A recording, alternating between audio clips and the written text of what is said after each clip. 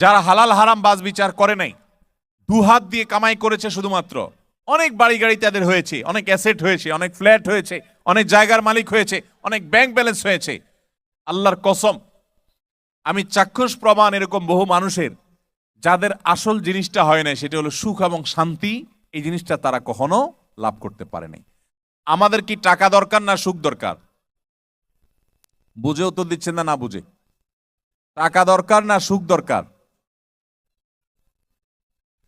আচ্ছা, তাহলে আমি একটা উপমা দিই, এটা আরো বিভিন্ন জায়গায় আমি দিয়েছি। আপনাকে যদি এখন আল্লাহ তাআলা দুইটা অপশন দেন, অফার দেন। একটা অফার হলো, দেখেন, তোমাকে একটা ব্ল্যাঙ্ক চেক দেয়া হবে, অ্যামাউন্ট তুমি বসায় নিবা, কত কোটি লাগে তুমি নিয়ে নিবা। ধরেন 10 কোটি, 20 কোটি, 50 কোটি, 100 কোটি টাকা আপনাকে দেয়া হলো। এটা একটা অফার যে তুমি টাকা পাবা, কিন্তু এই টাকা পাওয়ার পর তুমি সুখে থাকতে পারবা কিনা সেই গ্যারান্টি দেওয়া হলো না। সুখে থাকতেও পারো, নাও পারো, বাট টাকা দেওয়া হবে 100 কোটি। এটা একটা অফার। অফার নম্বর 2, তোমাকে কোনো টাকা পয়সা দেওয়া হবে না, ভাঙাচুরা একটা কুড়ে ঘর থাকবা কোন রকম, বেশি জোরে বৃষ্টি আসলে পানিও পড়ার আশঙ্কা আছে, উপার্জন করার মতো তেমন কোনো ব্যবস্থা থাকবে না। ছোটখাটো একটা রিক্সা থাকতে পারে, ভ্যান থাকতে পারে, অথবা ছোটখাটো মুদির দোকান বা টঙের দোকান থাকতে পারে, এই টাইপের ছোটখাটো কিছু থাকতে পারে। আর ওই যে একটা কুড়ের ঘর মতো ঘর থাকতে পারে, বাস। কোনো ক্যাশ টাকা, ক্যাপিটাল টাকা পয়সা দেওয়া হবে না, তবে গ্যারান্টি দেওয়া হবে তুমি সুখে থাকবা। অপশন দুইটা কি বুঝতে পারছেন আপনারা? বুঝেন না আমার মনে হয়।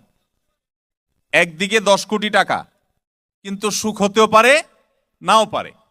আরেক দিকে সুখ নিশ্চিত, আল্লাহ তাআলা সুখের মালিক, তিনি বলে দিলেন যে সুখটা আমি দিব তোমাকে শিওর, কিন্তু তোমার সামাজিক অবস্থান থাকবে না, কুড়ের ঘর থাকবে, বলার মতো ভাবসাব জাহির করার মতো তেমন কিছু থাকবে না। এই দুইটা অপশন, এর মধ্যে শেষেরটার মধ্যে সুখটা নিশ্চিত আছে, কিন্তু ওই যে সামাজিক কোনো অবস্থান থাকবে না, ভাবসাব জাহির করতে পারবে না, কিছু নাই তো। আর প্রথমটাতে সেগুলো সব আছে, বাট সুখের গ্যারান্টি নেই। কোনটা নিবেন? 1 নম্বর অপশন নিবেন না 2 নম্বরটা নিবেন? আসলে আপনারা কাহিনী ধরে ফেলেছেন, এই জন্য সবাই 2 নম্বরটা বলতেছেন। সত্যি সত্যি যদি এখন 10 কোটি টাকার অফার দেওয়া হয়, এরপরে দেখা যাবে যে ভোট কোন দলে বেশি। ঠিক না বে ঠিক? ভাইরা আমার, আমরা টাকা পয়সা গুনতে, এগুলো ঘাঁটতে পছন্দ করি। আচ্ছা, আমাদের নবী সাল্লাল্লাহু আলাইহি সাল্লামের দোয়া সম্পর্কে আপনাদের ধারণা থাকবে, এখানে ওলামা ইকরাম আছেন, ওনারা জানেন। প্রিয় নবী সাল্লাল্লাহু আলাইহি সাল্লামের জীবনে প্রতিটা পদক্ষেপে দোয়া পড়েছেন, প্রতিটা পদক্ষেপে।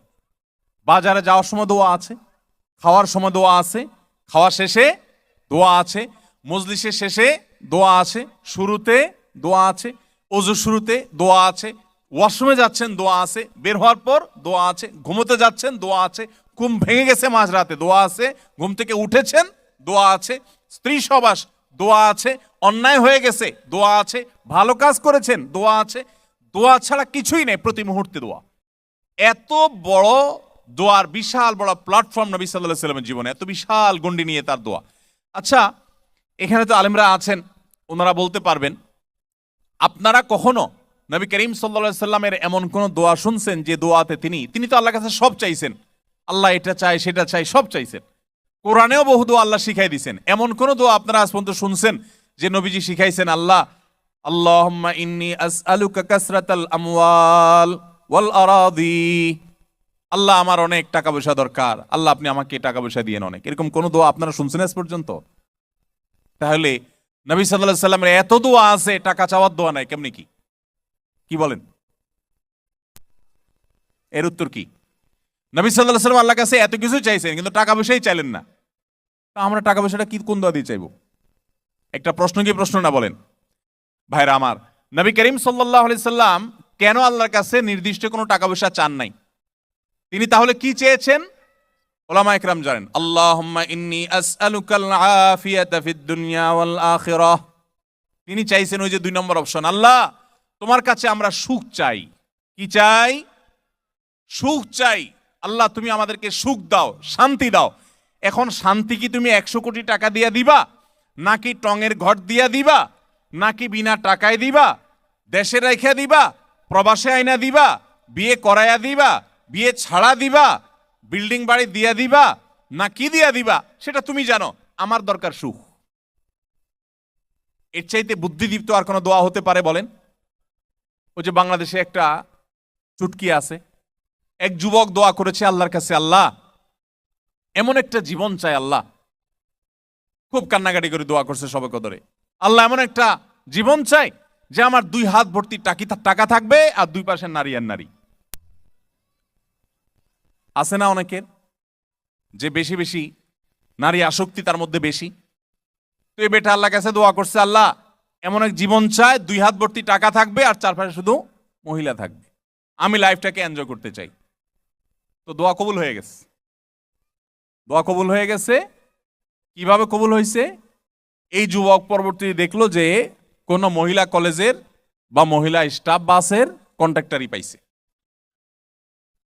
তার 2 হাত ভর্তি টাকা, সারাক্ষণ শুধু টাকা ঘাটে, আর চারপাশে শুধু মহিলা প্যাসেঞ্জার।